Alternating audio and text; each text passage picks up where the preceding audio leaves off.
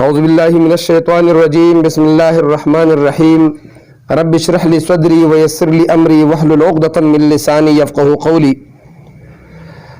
ورانو کتونکو السلام علیکم ورحمت الله وبرکاتہ. د زمر ټي وي نه د اسماء الحسنا د سلسلې د یو نوي ویډیو سره تاسو په خدمت کې بیا حاضر یم. دوستانو نن به مونږه د القهار باره کې خبرې کوو. د الله رب الکریم 14 نمبر نوم القهار دی. د قهار مطلب دا دی چې هر څوک ټول په خپل قابو کې راوستلو والا.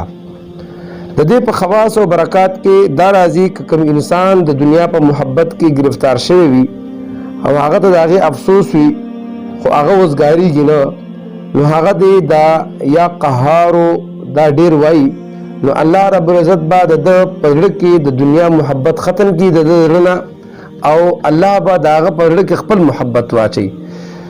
په دشمنانو باندې د فتح حاصلولو دپاره دا ډېره بهترینه وظیفه ده.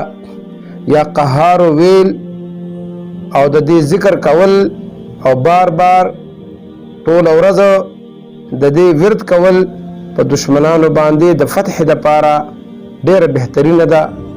او که کم کس چا د جادو په زور تړلی وي او خپل زنانه ته نشي نږدې کولی، یعنی شهوت یې ختم شوی وي، نو دا یا قهارو که چېرته په یو پلیټ کې ولیکل شي 100 ځل او داسې کس باندې اوسکلی شي، نو د هغه نه به جادو اثرات ختم شي او خپل زنانه ته خپل کوروالا ته به نږدې شي.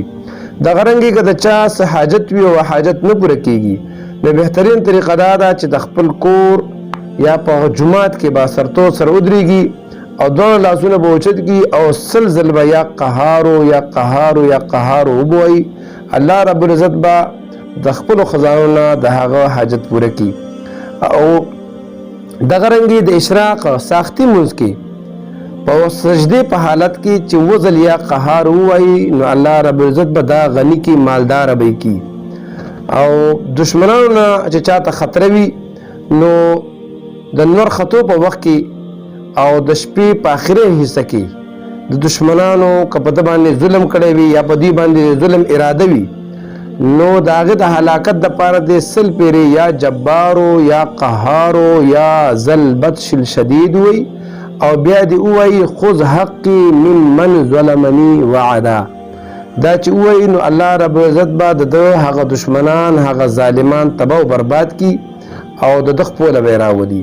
دغه رنګې که څوک د کوم ظالم نه یېرېږي او شته د ځای په ځای ظالمان او هغه د هغه د ظلم نه دته یره وي او د ده څه وس نه کېږي، نو الله رب العزت ته جړه چې کوم دی الله ډېر طاقتور بادشاه دی، هغه ته دې داسې چل وکړي چې د فرض لمونځ نه پس دې 306 ځل دا ووایي. الله رب العزت به د هغه ظالم نه هم په امان کې کړي او هغه ظالم به مغلوب هم شي او دغه رنګې خلک به هم پرې مهربان وي او د ده زړه نه به یره هم ختمه شي.